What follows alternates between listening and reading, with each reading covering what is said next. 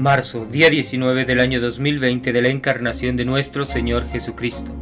Sin novedad en la posición, la silla del bienaventurado Pedro continúa vacante desde la muerte de su santidad Pío XII el 9 de octubre de 1958. San José, esposo de la Santísima Virgen. San José, esposo de la Santísima Virgen y en cierto sentido padre del Salvador del mundo, nació en la Judea, hacia los 40 o 50 años antes del nacimiento de Cristo. No se sabe con certeza el lugar de su nacimiento, pero es probable que fue en Nazaret, población corta de la Galilea inferior, donde tenía el santo su habitación. Era de la tribu de Judá, y de la familia real que había reinado desde David hasta la cautividad de Babilonia. Y aunque estaba del todo oscurecido el esplendor de esta regia casa, se conservaba su nobleza en los descendientes de ella, todos de sangre real, bien que sin rentas y sin empleos que le hiciesen brillar en el mundo, nobleza, en fin, deslucida, que estaba como sepultada en la pobreza y en el estado humilde de los que la poseían. 2 evangelistas han escrito la genealogía de San José, y ambos prueban concluyentemente su descendencia del real tronco de David, aunque por diferentes ramos. Tan necesaria era esta circunstancia para que en la persona del Salvador se reconociese al verdadero Mesías. San Mateo le hace descender de David por Salomón y por los demás reyes de Judá, y San Lucas por Natán, hijo de David, aquel le hace hijo de Jacob, este de Elí. La opinión más antigua y la más común entre los santos padres es la que Julio Africano, autor que vivió hacia el fin del segundo siglo, asegura haber sabido por tradición de boca de algunos parientes del mismo Salvador, es a saber que Jacob y Elí fueron hermanos uterinos, y que habiendo muerto Elí, sin tener hijos, Jacob se casó con la viuda para suscitar a su hermano sucesión según la ley, y que de este matrimonio nació San José.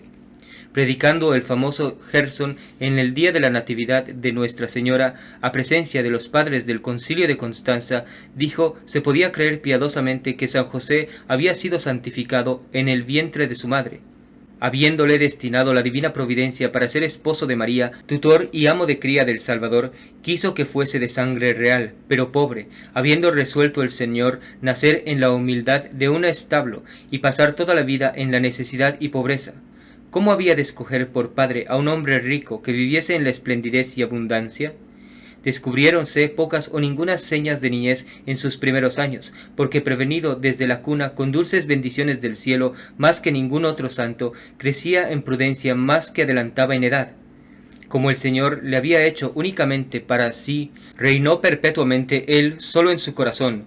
Nunca padeció quiebra ni alteración su pureza. La principal ocupación de su juventud era la más exacta observancia de la ley, y todos los ejercicios de la más religiosa devoción.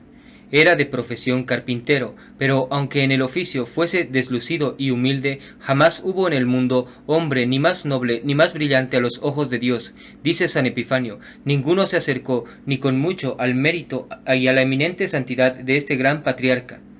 Como Dios proporciona sus gracias a los empleos, dice Santo Tomás, los dones sobrenaturales corresponden siempre a la excelencia y a la santidad del estado a que nos destina.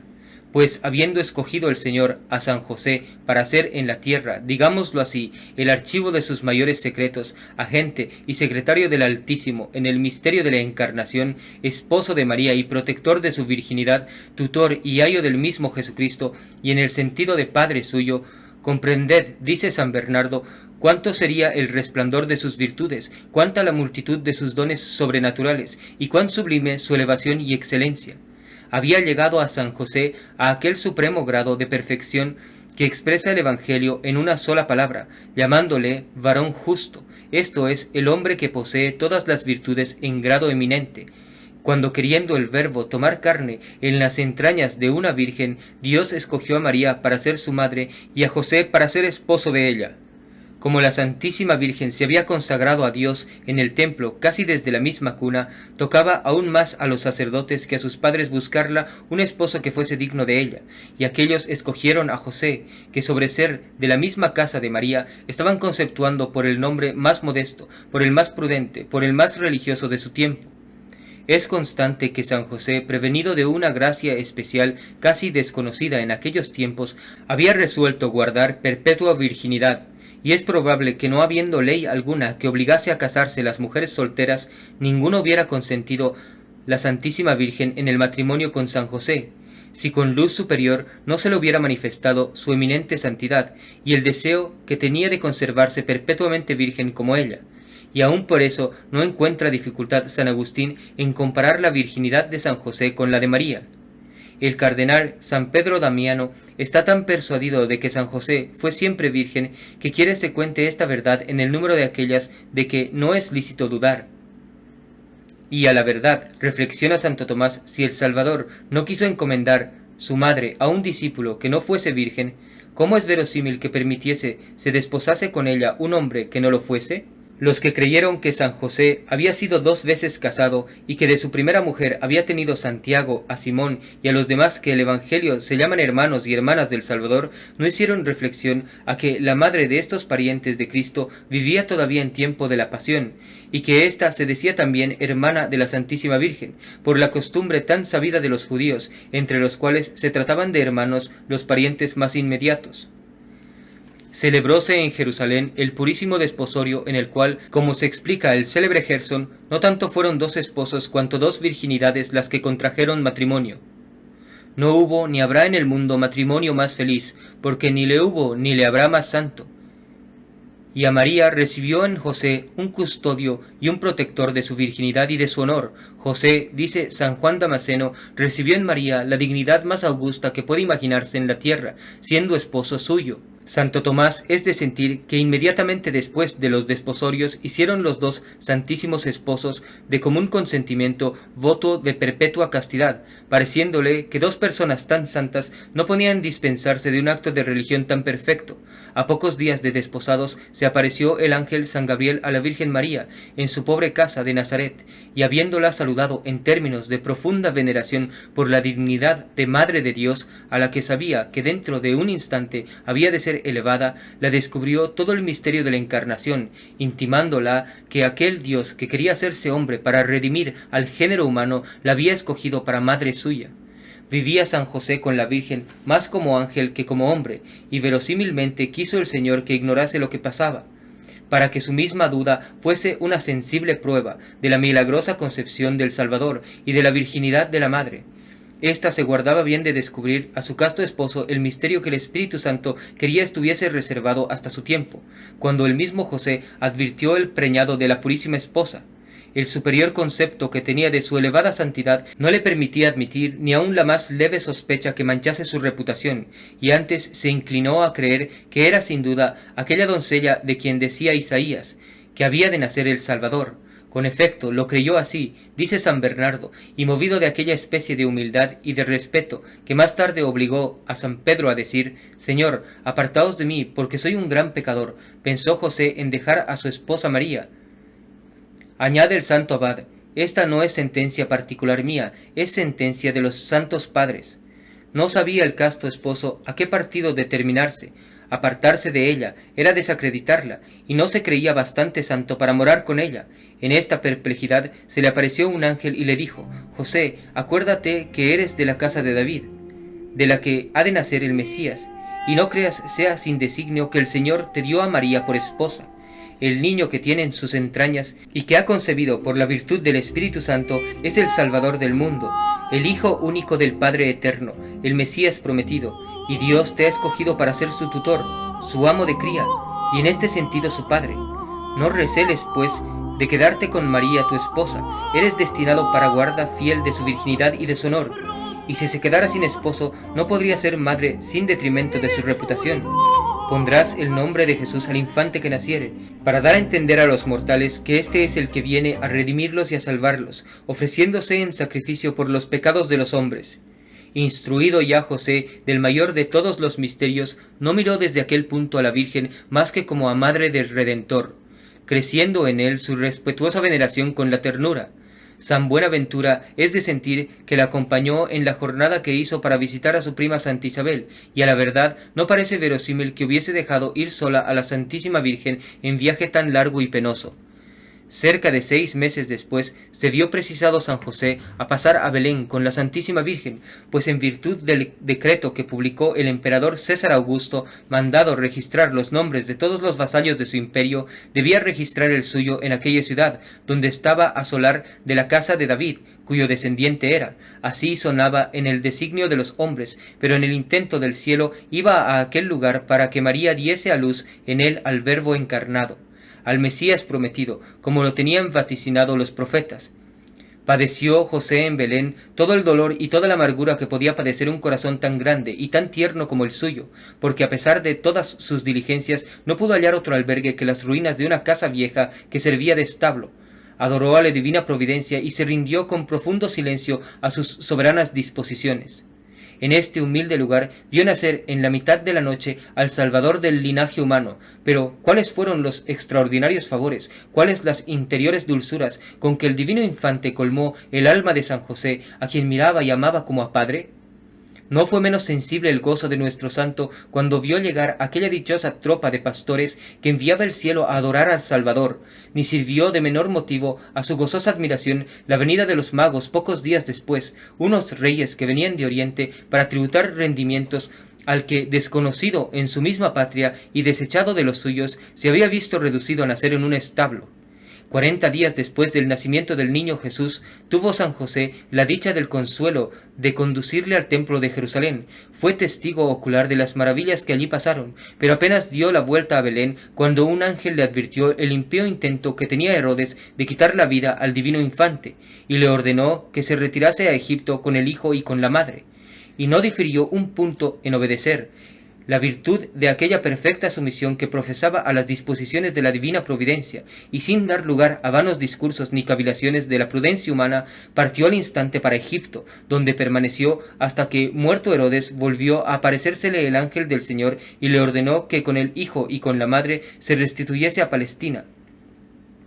El Evangelio da bastante fundamento de creer que San José pensaba fijar su habitación en Jerusalén o en Belén, como en lugares oportunos para la educación del Mesías, pero habiendo sabido que aquellas dos ciudades estaban sujetas a la dominación de Arquelao, hijo de Herodes, y que temiendo que el nuevo rey heredase la desconfianza y la crueldad de su padre, se retiró con aviso del cielo a Nazaret, donde había hecho menos ruido el nacimiento del Salvador, y donde no había tanto que temer, por ser el mismo San José más conocido. En esta afortunada ciudad vivía aquella santa familia, la más augusta y la más respetable que hubo ni ha de haber jamás en el mundo, en una profunda pero venerable oscuridad, sustentando San José al niño Jesús y a su madre con su trabajo, y obedeciendo este divino Salvador a San José como a padre suyo. Siendo San José religiosamente observante de la ley, inviolablemente iba todos los años a Jerusalén en compañía de la Santísima Virgen para celebrar la fiesta de la Pascua, y habiendo llevado consigo al niño Jesús, cuando ya había cumplido 12 años, al volverse a Nazaret le echaron menos. Es indecible la aflicción y la inquietud de la Virgen y de San José. Los 3 días que le anduvieron buscando, habiéndole hallado finalmente en el templo en medio de los doctores, no se pudieron contener sin quejarse amorosamente del dolor y de la pesadumbre que les había causado su ausencia. «Hijo mío, tu padre y yo te hemos andado buscando», le dijo la Santísima Virgen, pero con la respuesta del Salvador se les enjugaron las lágrimas y comprendieron el misterio. El Evangelio nada más nos dice de San José, sino que, vueltos a Nazaret, el niño Jesús le era sujeto como a su padre. Pero, ¿qué cosa mayor se pudiera decir, ni que fuese capaz de dar más alta idea del extraordinario mérito y eminente santidad de San José? Escribe el sabio Gerson que el decir que el Hijo de Dios le fue sujeto y que le amó, le estimó y le honró como a padre suyo. Volvió todavía algunos años San José retirado y desconocido, en compañía de la Virgen del Salvador. Ninguna familia poseyó más ricos tesoros. ¿Qué cosa se puede imaginar más santa, más perfecta, ni más digna de nuestro culto? No se sabe de fijo el año en que murió este santo patriarca, pero se cree con bastante probabilidad que ya había muerto cuando el Salvador del mundo comenzó a predicar. Lo que parece cierto es que si San José viviera cuando murió el Salvador, no hubiera éste encomendado su madre al evangelista San Juan poco después de expiar. Es fácil comprender cuán preciosa sería la muerte de este gran santo, a quien el Hijo de Dios quiso excusar el dolor que le causaría la suya. Qué muerte más dulce, qué muerte más preciosa en los ojos del Señor, qué muerte más santa que la del que mereció tener a su cabecera al mismo Jesucristo, ser asistido por la Santísima Virgen hasta la muerte y expirar en manos del Hijo y de la Madre. Qué multitud de espíritus celestiales no acompañarían aquella bendita alma hasta dejarla desposada del limbo.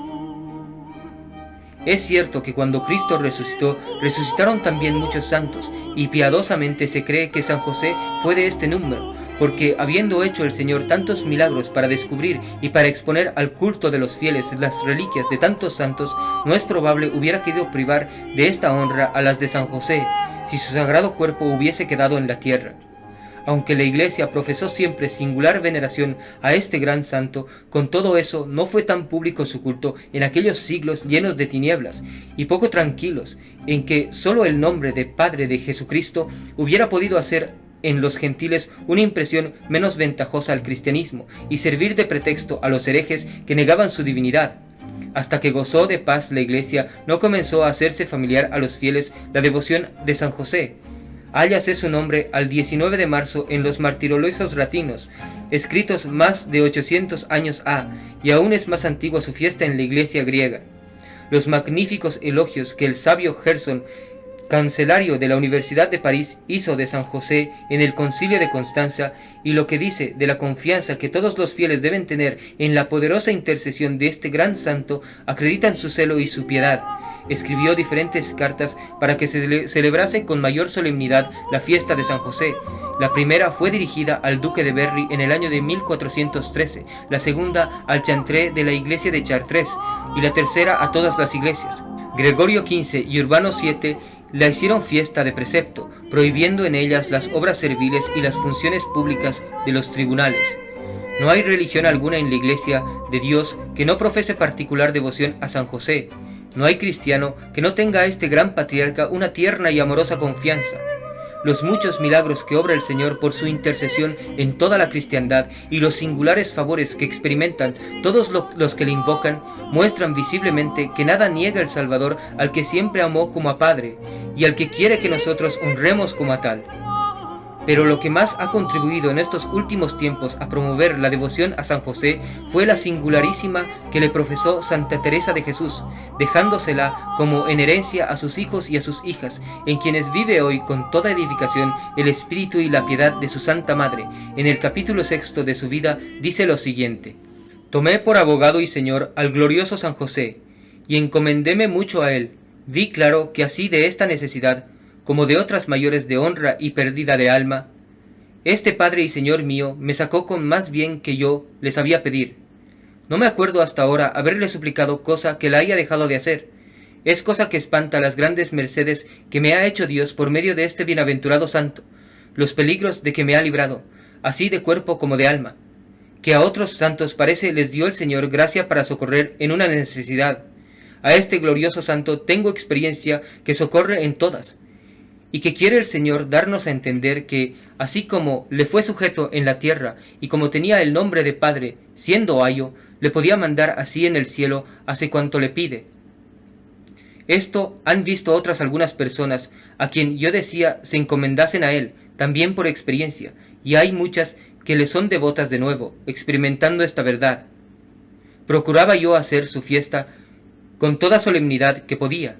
Quería yo persuadir a todos fuesen devotos de este glorioso santo, por la gran experiencia que tengo de los bienes que alcanza de Dios.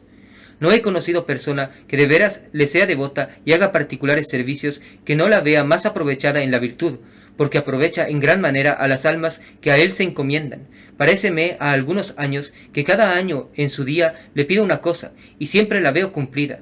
Si va algo torcida esa petición, él la endereza para más bien mío. Solo pido por amor de Dios que lo pruebe quien no lo creyere, y verá por experiencia el gran bien que es encomendarse a este glorioso patriarca, y tenerle devoción, en especial personas de oración siempre le habían de ser aficionadas. Quien no hallare maestro que le enseñe oración, tome este glorioso santo por maestro, y no errará en el camino. Hasta aquí son las palabras de Santa Teresa. En muchas iglesias se celebra con grande solemnidad el día 22 de enero la fiesta de los desposorios de San José y de la Santísima Virgen, y ya en el siglo XIV se celebra en la iglesia esta festividad. Hay en varias partes fundadas muchas congregaciones, cofradías, con el título de San José para asistir a los agonizantes. ¿Y qué santo más poderoso para ayudarnos en aquel crítico momento? En la Santa Capilla de Chambery se muestra un báculo ricamente engastado, que se dice por piadosa tradición haber sido de San José. Y en Perusa, de Italia, se venera el anillo de sus santos desposorios, acreditando al parecer la verdad de esta reliquia, los favores que cada día se reciben del cielo por la devoción a ella. Martirologio romano. En Judea, el tránsito de San José, esposo de la Santísima Virgen María. En Sorrento, los santos mártires Quinto, Quintila y Marco, con otros 9, en Nicomedia, San Pancario romano, el cual, habiendo sido degollado en tiempo de Diocleciano, consiguió la corona del martirio. En el mismo día, los santos obispos Apolonio y Leoncio. En Gante, los santos Landoaldo, presbítero romano, y Amancio, diácono, los cuales fueron enviados a predicar el Evangelio por el Papa San Martín, y después de muertos fueron esclarecidos con muchos milagros. En la ciudad de Pina, el tránsito de San Juan, varón de gran santidad, el cual, habiendo venido de Siria a Italia, edificó allí un monasterio de muchos siervos de Dios, de los cuales fue prelado por espacio de 44 años. Al cabo, esclarecido en virtudes, murió en paz. La misa del día es en honra de San José y la oración la siguiente. Suplicámoste, Señor, que nos ayudes por los merecimientos del esposo de tu Santísima Madre, para que consigamos por su intercesión lo que no podemos alcanzarnos por nosotros mismos. Tú que vives y reinas en unidad del Espíritu Santo Dios por los siglos de los siglos. Amén. La epístola es del capítulo 45 del libro de la sabiduría. Fue amado de Dios y de los hombres, y su memoria es en bendición. Dióle una gloria semejante a la de los santos, y le engrandeció para que le temiesen los enemigos, y amansó los monstruos por medio de sus palabras. Ensalzóle en presencia de los reyes, le dio sus órdenes delante de su pueblo, y le manifestó su gloria. Le santificó por su fe y por su mansedumbre, y le escogió de entre todos los hombres, porque le oyó a él y a la voz del mismo, y le introdujo en la nube, y le dio cara a cara preceptos y ley de vida y de ciencia. Reflexiones. La honra que se rinde a los santos es una especie de feudo que se tributa a la virtud. Bien puede el mundo perseguir a los buenos, pero no puede dejar de respetar la inocencia, la rectitud, la bondad, conservando con veneración la memoria del justo. Las mayores dignidades desaparecen, no se hace larga mansión en los empleos más elevados, ni la florida edad es la más dilatada estación de las 5 en que se distribuye la más prolongada vida. Acábase con esta nobleza la elevación, la preeminencia, el fausto cae, el tumulto pasa, el ruido cesa, y parece que toda la diversidad de condiciones en el mundo se reduce a representar diversas escenas. No hay bienes sólidos sino los que trae consigo la virtud cristiana. No hay felicidad, no hay alegría, no hay gloria permanente sino la de los santos. ¿Por qué tanto fausto, tanto orgullo, tanto tren en los grandes del mundo? Porque todas sus grandezas son vacías, y para que brillen es menester mendigar postizos esplendores. La majestad de la virtud brilla por sí misma, la santidad no ha menester adornos forasteros. Por eso son comunes a todos los santos la mansedumbre, la afabilidad, la humildad y hasta la misma simplicidad. Su memoria está llena de bendición, aunque su vida se vea ordinariamente acompañada de contradicciones, de persecuciones y de reveses. No les perdona la calumnia, ni el mundo les puede sufrir, porque su rectitud, su prudencia, su ejemplar piedad son una muda condenación de la licencia y del desorden de los mundanos. No siempre se habla así, pero nunca se discurre de otra manera. Los disolutos miran a los virtuosos como censores inoportunos. Este es el origen de aquel desabrimiento, de aquel enfado, de aquella hiel que sienten contra la vida arreglada, pura, santa, ejemplar, de aquellos de que no es digno el mundo, de aquellos de quienes son tan desemejantes, pero después de su muerte, cuando ya no los tienen presentes, entra la memoria de su virtud a exigir el tributo que le debe, y entonces se le paga. Bien puede la virtud ser maltratada por algún tiempo, pero nunca pierde sus derechos. El Evangelio es del capítulo 1 de San Mateo. Estando desposada María, madre de Jesús, con José, se halló preñada por virtud del Espíritu Santo antes de haber estado juntos. José, su marido, siendo justo y no queriendo delatarla, quiso dejarla secretamente. Pero mientras pensaba esto, he aquí que un ángel del Señor se le apareció en sueños diciendo: José, hijo de David, no temas de recibir a María, tu consorte, porque lo que ha concebido del Espíritu Santo parirá un hijo, y le pondrás por nombre Jesús, porque él será el que salvará a su pueblo de sus pecados. Meditación de la verdadera devoción. Punto primero. Considera que no hay cosa más amable ni aún más digna de un corazón racional y cristiano que la piedad verdadera. Sola ella puede sosegarle. Ella es la que hace el cielo sereno y el mar tranquilo, porque sus primeros ejercicios consisten en rendir el amor propio y en sujetar las pasiones. El amor de Dios es su alma y la perfección es su fruto. La piedad comunica un resplandor que oscurece la falsa brillantez de este mundo. Ella sola basta para hacer frente a las desgracias. Es aquella piedra preciosa que hace rico a quien tiene la dicha de encontrarla. Pero es el tesoro escondido. Oh mi Dios, y qué poco se conoce el precio de la verdadera piedad, qué pocos retratos se hacen que se la parezcan. La verdadera devoción no es ceñuda, enfadosa, agreste, ni inurbana. Su aire no es austero, ni desabrido. No consiste en excesos de un celo arrebatado, aborrece el fausto y la ostentación. No gasta escrúpulos, gestos, ni figurerías, ignora esos modales artificiosos, afectados y enteramente mundanos. Su carácter es el de una noble simplicidad, siempre igual y nunca contraria a sí misma. Esta es la verdadera devoción. ¿Es esta la mía? Enemiga de todo disfraz, gana el entendimiento por su rectitud y conquista el corazón por su dulzura majestuosa en su modestia y en su ingenuidad. Es más respetable cuanto es más humilde, y su mérito no depende ni del capricho ni de las fantasías de los hombres. Nada hay más independiente del humor que la verdadera virtud. Lejos de seguir aquellas sendas extraordinarias que muchas veces descaminan y distante de aquellas ideas presuntuosas que fomentan el orgullo, encuentra en las obligaciones más comunes de su estado un camino seguro, firme y sólido para arribar a la más elevada perfección. Es grande injuria a la devoción imaginar que sea propia de ella la rusticidad, porque tal vez se encuentre en los que hacen profesión de devotos. La incivilidad es defecto, luego la condena la verdadera piedad. La devoción no afecta a ciertos modales ceremoniosos de cortesanía, pero tampoco olvida las más mínimas atenciones de la verdadera urbanidad. La devoción atenta, cultiva y pule el espíritu más rústico y más grosero. ¿Qué efectos no produce en un corazón cristiano y en una alma pura? ¿Qué dulzura, qué paz se encuentra en un corazón donde reina Dios? ¿Cuándo lo experimentaré yo, dulce Jesús mío? Segundo punto. Considera el retrato que hace San Pablo de la verdadera devoción, haciendo el de la perfecta caridad, y examina después si el tuyo concuerda con este original. La caridad, dice el apóstol, es paciente, es dulce, es benéfica, no es envidiosa, nada hace contra razón, no es ambiciosa, no es hinchada ni desdeñosa, no busca su propio interés, de ninguno piensa mal, anticípase a hacer todo bien, siempre humilde, siempre oficiosa, de nada presume, jamás se encoleriza, todo lo sufre con paciencia y todo lo excusa con caridad.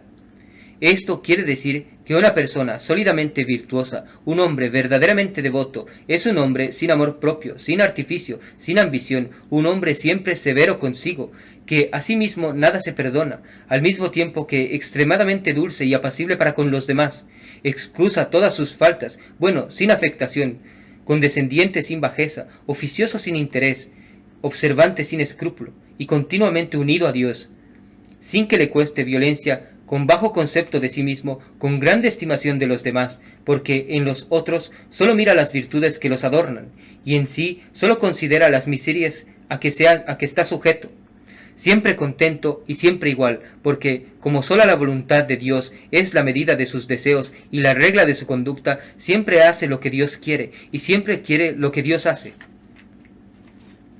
¿Te conoces a ti mismo en este retrato? Este es el de los devotos verdaderos, ¿mas es por ventura el tuyo? Quisieras sin duda gustar los frutos de la verdadera devoción, pero ¿qué es lo que haces para recogerlos? En San José encuentras a un gran protector, a un gran modelo de la verdadera piedad. Mira su amor a la castidad y acuérdate que Dios gusta de almas puras. Considera su humildad, su dulzura, su mortificación, su recogimiento interior, su perfecta sujeción a la voluntad de Dios, su tierno amor a Cristo y a María. Todas estas virtudes son inseparables de la verdadera devoción. Ah, Señor, y qué desproveído me hallo de ellas. y cómo siento, cómo conozco mi necesidad. Pero todo lo espero de la poderosa protección de San José. En su nombre os pido aquella pureza, aquel recogimiento, aquella mortificación, aquella humildad, base de todas las virtudes. Os pido vuestro amor, pero un amor tierno y constante. Os pido una gran ternura para con vuestra Santísima Madre. Os pido, en fin, la verdadera devoción, que es la herencia de vuestros escogidos. Jaculatorias. Habiendo buscado en todas partes mi paz y mi quietud, solamente la hallé cuando viví de asiento en la casa del Señor. Aquella paz de Dios, que es superior a todo cuanto se puede pensar, posea y guarde vuestro corazón y vuestro entendimiento en nuestro Señor Jesucristo. Propósitos. 1. Siendo tan provechosa para nosotros la protección de los santos, no es razón mirarla con indiferencia. Si tanto apreciamos y aún cultivamos la gracia de los que están cerca del príncipe y gozan de su confianza, ¿con qué ansia debemos aspirar a merecer la protección de los que están más elevados en la gloria? ¿Son más válidos y tienen mayor poder con Dios? Infiere de aquí la devoción que deben profesar a San José. ¿Qué santo más poderoso con Cristo y con la Virgen, que el que en cierto sentido verdadero fue padre del uno y esposo de la otra, y el que llevando a Egipto al niño Jesús salvó, por decirlo así, al mismo Salvador? Confía en la poderosa intercesión de este gran santo, pero no omitas diligencia alguna para merecerla. Ningún año dejes de confesar y comulgar el día de su fiesta. Solemnízala con tu familia, invócale cada día con alguna oración particular, tómale por tu abogado para toda la vida. En las horas encontrarás muchas oraciones en reverencia de San José. Rézalas todos los días, si puedes hacerlo buenamente, y cuando no, a lo menos no dejes de rezarlas el miércoles de cada semana, por ser este día que parece haber consagrado San José la devoción de los fieles. Apenas habrá lugar donde no haya alguna iglesia o a lo menos alguna capilla dedicada a San José. Los carmelitas y las carmelitas descalzas, animados con el espíritu de su Santa Madre, celebran en todas partes con mucha solemnidad la fiesta del Santo Patriarca. Procura asistir a ella y ganar las indulgencias concedidas a los que visitan sus iglesias. Ten en tu cuarto la imagen de San José y escógele por particular protector de tu familia, inspirando continuamente a tus criados, a tus hijos y a los que están a tu cargo una entera confianza, tierna devoción y respeto singular a San José. 2. No hay en el mundo estado ni condición que no pueda y aún deba tomarle por su protector. Los grandes porque fue de sangre real, los casados porque también lo fue con la Santísima Virgen, los pobres artesanos porque fue un pobre carpintero, los mendigos y despreciados hallarán en él un verdadero padre. Los caminantes experimentarán su protección en sus viajes, cuyas incomodidades y peligros experimentó el mismo santo en los que hizo a Egipto y a Nazaret. Por lo que toca a la vida interior, a la verdadera devoción y a la castidad, se puede decir que San José no es solamente el modelo, sino el protector particular. ¿Qué devoción, pues, no deben tener a este gran santo todas las personas religiosas? Finalmente, San José es abogado especial de la buena muerte, habiéndose fundado con autoridad apostólica bajo su nombre y su protección muchas piadosas congregaciones y cofradías para ayudar a los moribundos en aquel momento crítico. Procura alistarte en alguna de ellas y cumplir exactamente con sus obligaciones. La buena muerte es la obra máxima de toda la vida. ¿En qué otra hora necesitamos mayores auxilios? ¿Y qué consuelo haberlos merecido para entonces? Por medio de una tierna devoción con este gran santo, que hace sentir siempre los efectos de su protección en aquella postrera hora, pide a Dios todos los días la gracia final, y pídesela por intercesión de San José. Que el testimonio de esta santa vida sirva de alimento para todo cristiano que, haciendo uso de razón, considere que el celo con que se debe defender la verdadera fe católica no es negociable, que debe ser capaz de llevarnos a la misma muerte y lograr la corona del martirio de ser necesario, antes que abrazar cualquier doctrina humana, modernista, naturalista o racionalista, que conducen indefectiblemente al indiferentismo religioso y al falso ecumenismo, banderas y estandartes de la falsa iglesia de los últimos tiempos con sede en el Vaticano.